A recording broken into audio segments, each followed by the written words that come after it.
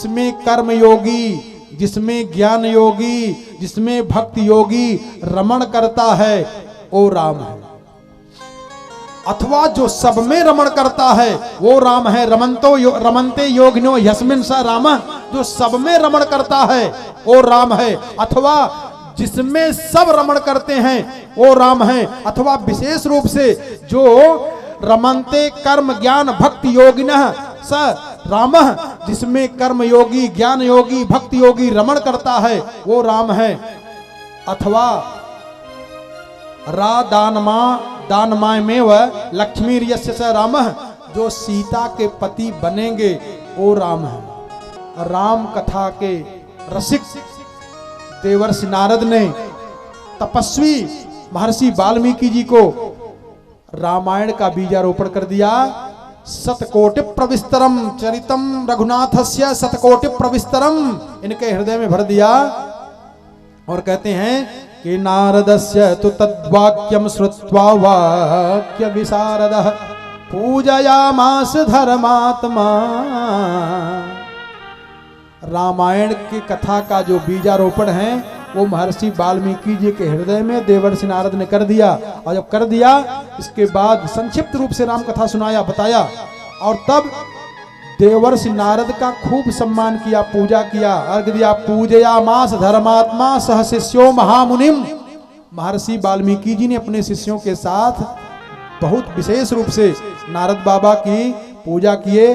और पूजा करने के बाद देवर्षि नारद चले गए। एक दिन एकाग्र हो जाए, बहुत एकाग्रता समझे। एक दिन तमसा नदी के किनारे महर्षि वाल्मीकि जी महाराज अपने शिष्य भरद्वाज जी के साथ में गए तमसा नदी के किनारे। और देखा कि क्रौंच युगल का दो पक्षी थे। क्रौंच युगल, एक नर एक मादा। और इन दोनों की विशेषता है क्रौंच की, ये दोनों एक दूसरे के बिना नहीं रह पाते हैं, तड़प के मर जाते हैं। चकई कहती है उस क्रौंच से, कह रहे क्रौंच तुम लोगों का जीवन कैसा है? तुम दोनों हमेशा साथ साथ में रहते हो, जरा सा साथ छोड़ देते हो मर जाते हो। अरे कहा हम लोगों का प्रेम जरा देखो कितना प्रेम रहता है कि एक दूसरे के लिए तड़प करके मर जाता हूं।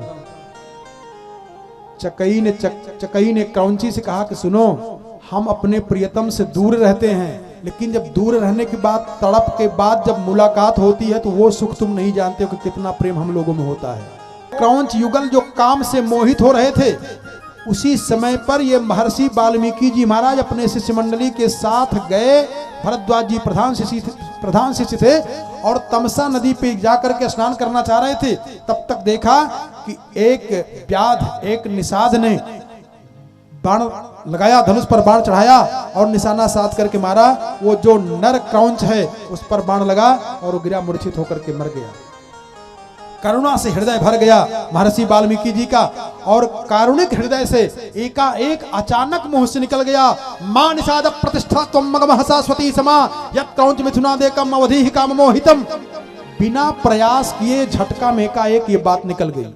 मां निषाद प्रतिष्ठा त्वं अगमः शाश्वती समाः यत् क्रौंच मिथुनादेकम अवधीहि काम मोहितम। है निषाद, है व्याध, तुझको शाश्वत काल तक शांति प्राप्त नहीं होगी।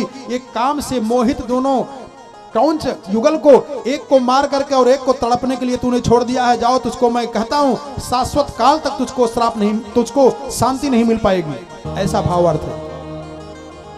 लेकिन विद्वान आचार्यों ने, संतों ने इस पर बड़ा बड़ा व्याख्यान किया है। उनकी छत्र छाया में बैठ करके जरा थोड़ा सा सोचो। एक शास्त्र का नियम है, किसी ने अगर गलती किया है तो उस गलती का परिणाम उसको भोगना पड़ेगा। देवी भागवत में आया है कि अवश्यमेव भोक्तव्यम कृते कर्म शुभाशुभे। अपने द्वारा किए हुए कर्म का फल भोगना ही पड़ेगा, कोई बचा नहीं सकता है। इसलिए निश्चित रूप से ये बात ध्यान में रख करके सत्कर्म करना चाहिए। बात समझ में आ रही है ना? अपने कर्म का फल भोगना ही पड़ेगा। तो अगर ये जो व्याध बाण मारा है और महर्षि वाल्मीकि जी का श्राप लगा है, तो किसी न किसी पुराण में मिलना चाहिए किसी व्याध को श्राप दिया गया था जिसको शाश्वत काल तक शांति की प्राप्ति नहीं मिली। अच्छा यूं समझो, एक और उदाहरण दे, सरल करके समझाऊं तो बात समझ में आए। जैसे हनुमान जी गए लंका में और लंका में जाकर के लंका में आग लगा दिया हनुमान जी ने। लंका जल गई। और चलते समय बड़ी जोर से गर्जना किया, चलत महादुर घरजस बारी, इतना जोर से गर्जना किया हनुमान जी जब लंका से आने लगे वापस, तो निशाचरियों का गर्भपात हो गया। ये पाप हनुमान जी को लगना चाहिए कि नहीं लगना चाहिए? अब ये कहने से काम नहीं चलेगा कि हनुमान जी हैं इसलिए इनको नहीं लगेगा, ये तो नियम है ना। देखो सीता जी को जब पति से बिछोह हुआ है सीता जी का, ये भी घटना है। सीता जी जनकपुर में पुष्प वाटिका में घूम रही थी अपनी सखियों के साथ में, तो एक तोता और तोती आपस में बैठ के बात कर रहे थे। तो तोता ने कहा कि हे देख रही हो ये जो राजकुमारी जी जा रही हैं आगे आगे, इन्हीं के होने वाले भावी पति भगवान राम हैं। बस थोड़े ही समय में धनुष यज्ञ होगा और धनुष तोड़ देंगे, उनकी अर्धांगिनी बन जाएंगी, पत्नी बन जाएंगी। और भगवती सीता जी सुनी, और जब अपने प्रियतम भगवान की कथा को सुनी तोता के मुख से तो बड़ी प्रसन्न हो गई। तो सोची कि ये तोता को मैं पकड़ करके पिंजरे में रख लूं तो ये बार बार उनकी कथा सुनाता रहेगा, मैं सुनती रहूंगी। उस तोता को बंदी बना लिया, सीता जी ने पिंजरे में रखा तो हाथ जोड़ करके रोने लगे दोनों पति पत्नी। कहा देखो हम पक्षी हैं माता जी, हमको छोड़ दो, हम पिंजरे में नहीं रह पाएंगे। लेकिन ये अपने पति की कथा श्रवण करने के लिए पिंजरे में रख ली। तो तोती ने तड़प करके रोते हुए श्राप दे दिया कि हे सीता, जैसे आज हमारे पति से बिछो कर को गर्भावस्था में हमको दूर कर दी हो, मैं श्राप देती हूँ कैसे जब आप गर्भवती होगी तो आपके पति से दूरी बन जाएगी। और देखो सीता जी को आगे चल हुआ कि नहीं हुआ। श्रवण कुमार ने राजा दशरथ को श्राप दिया कि जैसे आज पुत्र के विरह में मैं मर रहा हूं, वो अंधी अंधा ने श्राप दिया था। श्रवण कुमार के माता पिता ने कहा जैसे आज पुत्र के मोह में मैं तड़प करके मर रहा हूं, हे राजन मैं आपको श्राप देता हूं, ऐसे पुत्र के मोह में आप भी तड़प करके मर जाओगे। राजा दशरथ के सामने घटना घटी कि नहीं घटी? हनुमान जी के ऊपर वो लंका में आग लगाने का पाप क्यों नहीं लगा?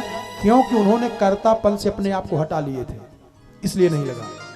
जब लौट करके आए हनुमान जी से भगवान राम ने पूछा, अरे कहू कपि के ही विधि पालित लंका, कहू कपि के ही विधि पालित लंका, कहू कपि के ही विधि, ये लंका को कैसे आपने आग लगा के जला दिया?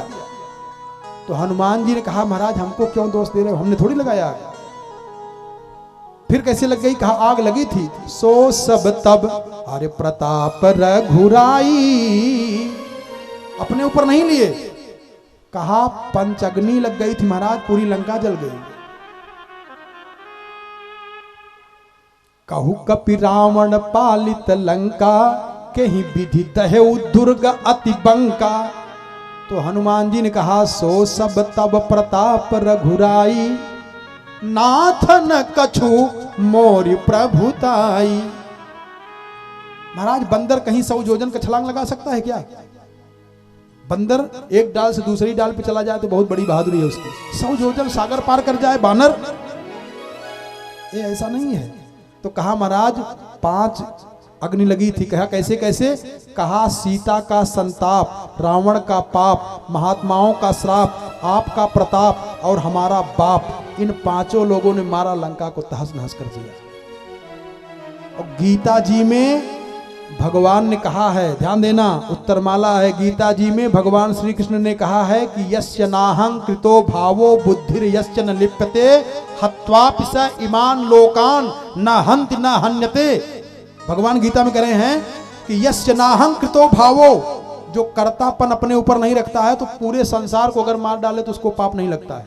भाई वो क्या किया है? जैसे बरसात होती जीव मर जाते हैं तो क्या बादल को पाप लगता है? अब कौन कहां से हो रहा? प्रकृति है वो। और अपने ऊपर मान लिया, जैसे गोली से बंदूक मारी गई तो बंदूक के ऊपर थोड़ी सजा दी जाती है। सजा जिसने मारा है उसको मान लेता कि मैंने गोली चलाया, मानसिक रूप से तो मान लेता है ना वो। इसलिए अब यहां देखें, जरा प्रसंग पे आ जाए, एकाग्र हो जाए। ये जो श्लोक निकल रहा है और अचानक निकला है, बिना चाहे, जैसे वेद अपौरुषेय है। वेद को किसी ने लिखा नहीं है, वेद का रचयिता का नाम नहीं आता है। और कहा भी जाता है कि जाकी सहज श्वास श्रुति चारी। सांस लेने में कोई मेहनत करना पड़ता है क्या? कोई क्रिया करनी पड़ती है सांस लेने में? ये सहजता से अपने आप लेना पड़ेगा। ऐसे ही अपौरुषेय वेद है, ऐसे ही वेद ही वाल्मीकि रामायण के रूप में अवतार ले रहा है। कैसे? कहा महर्षि वाल्मीकि जी के मुख से जो प्रथम मंत्र निकला है, महामंत्र निकला है, वो बिना प्रयास किए एकाएक अपने आप से निकल गया है। मां निषाद प्रतिष्ठा त्वम अगमः शाश्वती समाह यत् क्रौंच मिथुनादेकम अवधि काम मोहितम। तो प्रथम दृष्टया ये अर्थ श्रापित लगता है कि श्राप दिया गया है, लेकिन जब और गहराई से सूक्ष्मता से देखोगे तो ये श्लोक का जो भाव है ये श्राप नहीं वरदान है, ये आशीर्वादात्मक है। कैसे? इंदिरा लोक माता मां क्षीरोद तनया रमा, इस कोश के अनुसार मां माने लक्ष्मी। पूज्यपाद धर्म सम्राट स्वामी करपात्री जी महाराज ने इस श्लोक का अनुवाद किया है, बड़ा सुंदर अनुवाद किया है रामायण मीमांसा में। पढ़ने का तरीका है जैसे मां निषाद प्रतिष्ठा त्वम अगमः शाश्वती समाह, ऐसा पढ़ोगे तो अर्थ ये हो जाएगा कि हे व्याध, शाश्वत काल तक तुमको प्रतिष्ठा की शांति की प्राप्ति नहीं होगी। क्यों? क्योंकि इन क्रौंच युगल में से नर क्रौंच को मार करके और मादा को रोने के लिए तड़पने के लिए तूने छोड़ दिया है। लेकिन जब इन दोनों को एक में मिला के पढ़ दोगे, मां निषाद, मां निषाद, मां निषाद अलग करके कहोगे, मां निषाद प्रतिष्ठा त्वम अगमः शाश्वती समाहा यत् क्रौंच मिथुनादेकम अवधि काम मोहितम, तो श्रापित हो गया। और इस श्लोक को ऐसे पढ़ दोगे, मां निषाद प्रतिष्ठा त्वम, अब ये बन गया हे मां निषाद, हे लक्ष्मी पते, हे सीता पते राम, आपने रावण और मंदोदरी रूपी क्रौंच युगल को रावण जैसे दुष्ट का वध करके आपको शाश्वत काल तक की सुख की प्राप्ति हो। क्यों? क्योंकि ये काम से मोहित होकर के दुष्टों को, ये जो दुनिया वालों को रुला रहे थे, इसलिए रावण और मंदोदरी रूपी क्रौंच युगल को हे मां निषाद, हे लक्ष्मी पते, हे सीतानाथ, अनाथनाथ के आप नाथ हो, हे सीतानाथ, आपने इन रावण और मंदोदरी रूपी क्रौंच युगल में रावण रूपी क्रौंच को मार करके आप शाश्वत काल तक सुख शांति को प्राप्त करोगे। ये आशीर्वादात्मक हो गया। और तब इनके मन में ये बात आई, किनके मन में? महर्षि वाल्मीकि जी के मन में, कि मेरे बिना चाहे ये श्लोक कैसे निकल गया।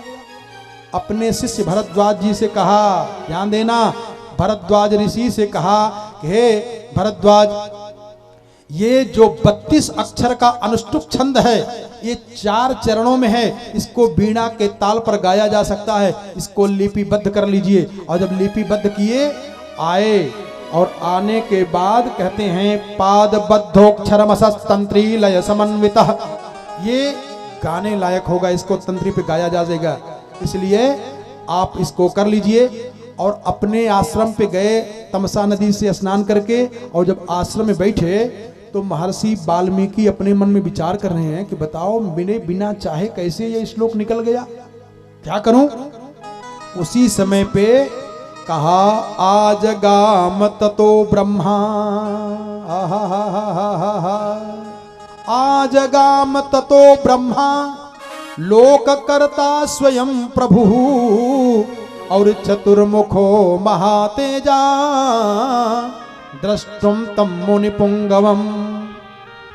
स्वयं जगत पिता चतुर्मुखी ब्रह्मा महर्षि वाल्मीकि जी के आश्रम में आ गए और आकर के कहा, हे महर्षि, आप ज्यादा चिंतित मत होइए, मेरी प्रेरणा से मेरी पत्नी महासरस्वती आपके हृदय में आकर के इस श्लोक को बुलवा दी हैं। कहा श्लोका एवात् स्वयं बद्धो नात्र कार्या विचारणा, इस पे ज्यादा विचार मत करो, कैसे श्लोक निकल गया, कैसे हो गया। कहा मच्छंदा देवते ब्राह्मण प्रवृत्तेयम सरस्वती, मच्छंदात मतलब मच्छंदात मह्यम मत कल्याणार्थम छंदम प्रादुर्भावे संकल्पोच्चस्य सह मच्छंदः रामः तस्मात्, मैं अपने कल्याणार्थ के लिए अथवा भगवान की प्रेरणा से मेरे अंदर प्रेरणा हुई और मेरी प्रेरणा से मेरी धर्मपत्नी महासरस्वती आपके हृदय में गई और उन्होंने आपके द्वारा ये श्लोक निकलवा दिया। और ध्यान देना, भगवान की प्रेरणा से ही भगवती महासरस्वती वक्ता और श्रोता के हृदय में बैठ करके कथा कहवाती और सुनवाती है।